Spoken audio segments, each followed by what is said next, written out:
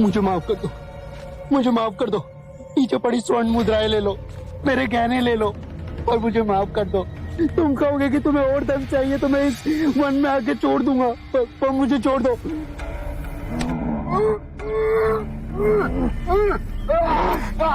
मुझ पे रहम करो, मुझ पे रहम करो, रहम करो मुझ पे। नहीं,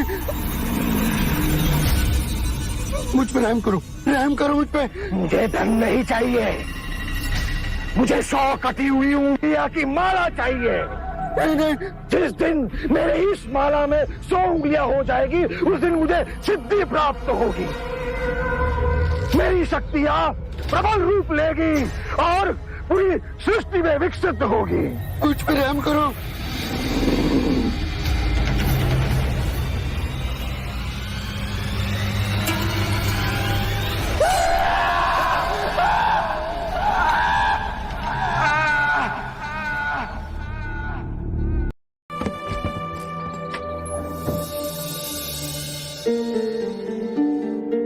अंदर आइए। शाक्यमुनि, माफ करना, पर आप इस वक्त बाहर नहीं जा सकते। उंगली माल श्रावस्ती की सीमा पर देखा गया है। पूरे गांव के लोग डरकर अपनी खिड़की और किवाड़ बंद करके बैठे हैं। कौन है ये उंगली माल और उससे इतना भय किस कारण से? उंगली माल एक राक्षस है। उसे जो भी मानुष मिलता है, बच्चा, वृद्ध, स्त्री या सन्यासी, वो किसी को भी जीवित नहीं छोड़ता। महाराज प्रसन्नजीत के सिपाही भी उससे डरते हैं, वो भी उसे ना पकड़ पाए। धन के लालच में? नहीं, धन का उसे कोई लालच नहीं है। वो जब भी किसी प्राणी पर वार करता है, उसकी उंगली काटकर अपने गले की माला बनाता है, इसीलिए उसका नाम उंगली माल पड़ गया। और ये भी सुना है कि 100 उंगली की माला बनाकर जब वो अपने गले में बांधेगा, उसकी विनाशक शक्तियां बढ़ जाएंगी। आभार आपका, आपने मुझे उसके बारे में बताया। मुनि जी, आप बाहर न जाएं, वो आप पर भी वार कर सकता है।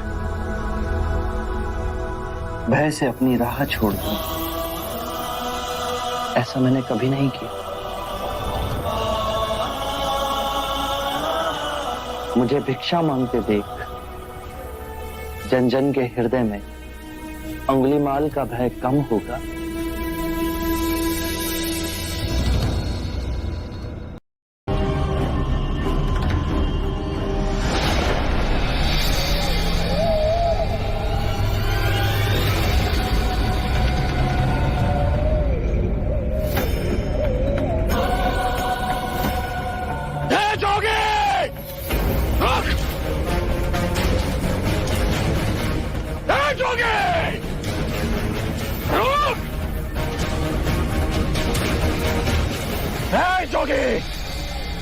मेरे आदेश देने के बाद भी तू रुका क्यों नहीं? मैं तो बहुत पहले ही रुक चुका हूं, तुम ही नहीं रुके। मुझे मुझसे भय नहीं लग रहा। मैं आदि मानव हूं। नहीं, तुम मानव। जोगी, तूने कहा कि तू कब का रुक चुका है, और तू तो चल ही रहा था, और तूने ये क्यों कहा कि मैं नहीं रुका? मैं बहुत पहले ही रुक गया। ऐसे सारे बुरे कृत्य छोड़ दिए जिससे किसी भी प्राणी को दुख या कष्ट पहुंचे। मैंने जीवन की सुरक्षा करना सीखा। सब जीना चाहते हैं, बस तुम उन्हें करुणा से देखो तो। नहीं! मैं सबकी हत्या करूंगा। मानव में न प्रेम है न करुणा है, सिर्फ छल और कपट है। तुम्हें लोगों ने बहुत दुख दिया है उंगली माल।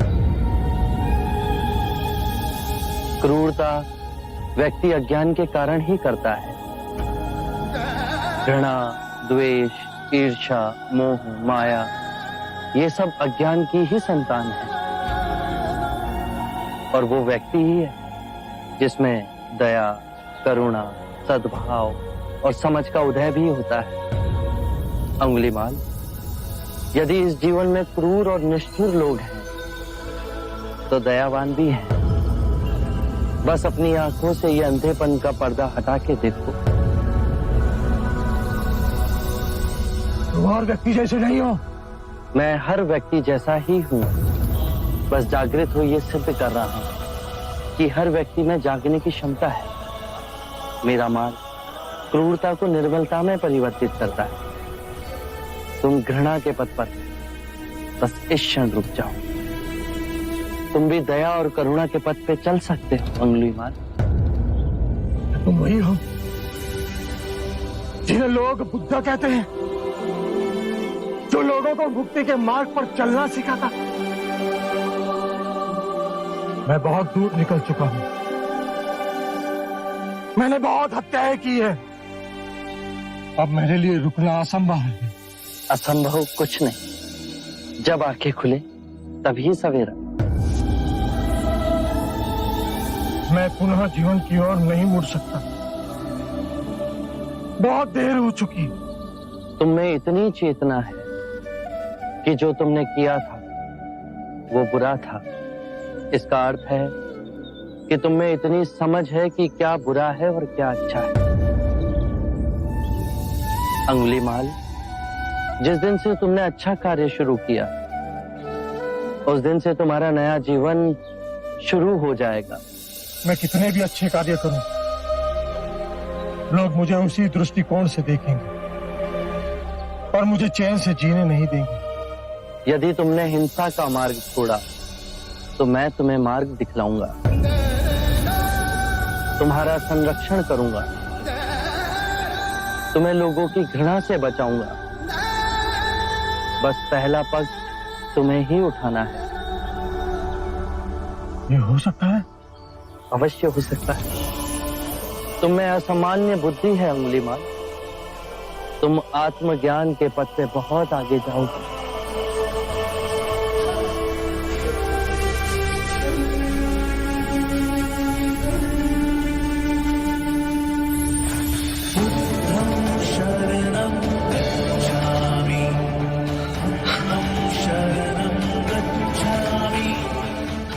मैं आपको वचन देता हूं,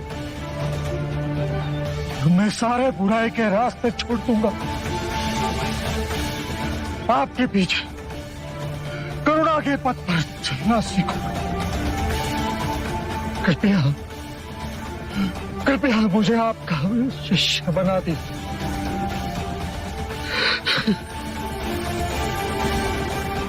मैं शिष्य नहीं बनाता। व्यक्ति स्वयं संग से जुड़ता है।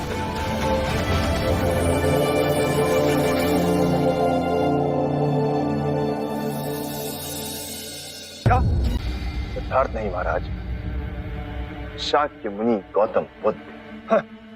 ये सूचना सत्य नहीं हो सकती। सत्य है महाराज। बुद्ध की दृष्टि मात्र पड़ते ही उंगलीमाल जैसा राक्षस सहजता से उनका भिक्षु बन गया। मैं नहीं मानता।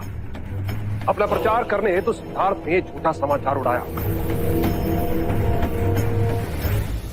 ऐसे क्या निहार है? क्षमा करें महाराज, सिद्धार्थ तो बुद्ध बन गए और आप अब भी उनके विरुद्ध मन में गड़ी भास ना निकाल सके। आप जब वो सिद्धार्थ थे तब भी अनूठे ही थे महाराज। हम तो उनके परम शत्रु थे, तब भी उन्होंने 2 बार हमें जीवन दान दिया। बस एक भक्षक को रक्षक बना दिया। उसमें आश्चर्य की कोई बात नहीं है महाराज। हमारे जीते जी एक व्यक्ति का इतना बड़ा रूपांतरण हुआ है। वो तत्व से बुद्ध बन गया। ये चमत्कार ही तो है महाराज। अंगुलीमाल का ये हृदय परिवर्तन जब तक हम स्वयं न देखें विश्वास न होगा। साफ स्वरूप धर ले, फिर भी वो डसता अवश्य है।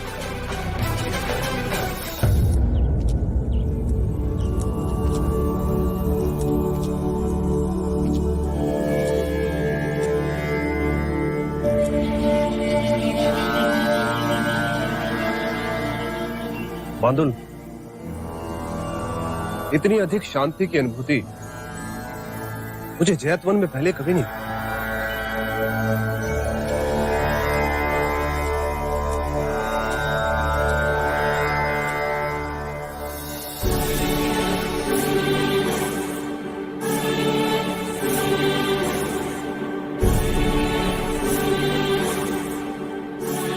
नहीं नहीं, ये सिद्धार्थ नहीं, ये तो कोई देवता है।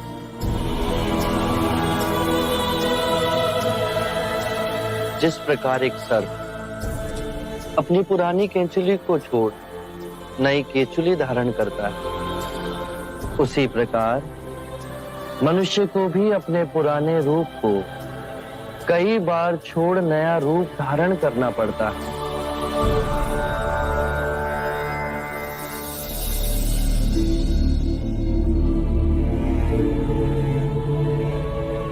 आइए कौशल नरेश, स्वागत है आपका।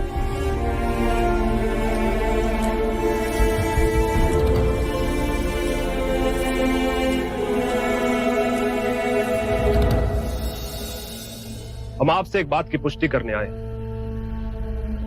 क्या आपने उस नरसंहारी राक्षस अंगुलीमाल को दीक्षा दे अपना भिक्षु बना लिया? हाँ, और अब वो मुक्ति के मार्ग पर चल पड़ा है। आप उचित समय पर आए हैं। और अंगुलीमाल? उसकी चर्चा हम बाद में करेंगे। पहले आप हमारे प्रिय भिक्षु की देशना सुन लीजिए। आओ अहिंसक।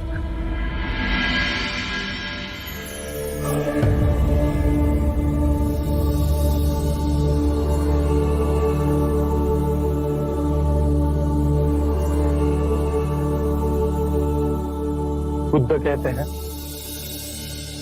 जो हम सोचते हैं वही परिणाम बनते हैं। अच्छे विचार अच्छे परिणामों को जन्म देते हैं, बुरे विचार बुरे परिणामों को।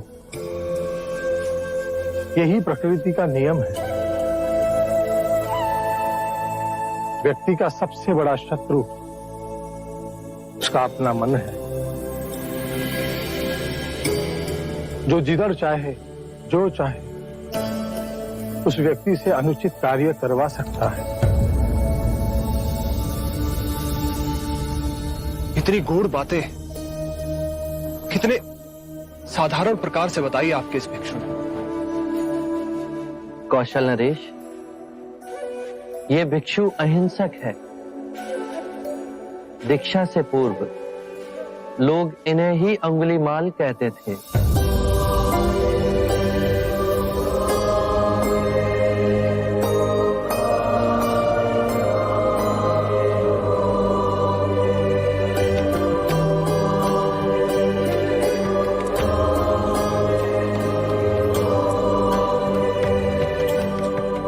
हमने आज तक सुना था कि एक हत्यारा साधु बन सकता है, पर आज अपनी आंखों से देख हमारा रोम रोम सिहर उठा। अंगुलीमाल, हम तुम्हें जीवन दान और स्वतंत्रता देते हैं। महाराज, आप दयालु हैं। नहीं, दया और करुणा की मूर्ति तो स्वयं शाक्य मुनि गौतम बुद्ध। मानवता के इतिहास में अपराधियों को दंड दे उन्हें सुधारने का प्रयत्न तो किया गया, पर अपराधी के हृदय में ये क्रांति केवल गौतम बुद्ध ही ला सकते हैं। आरंभ हो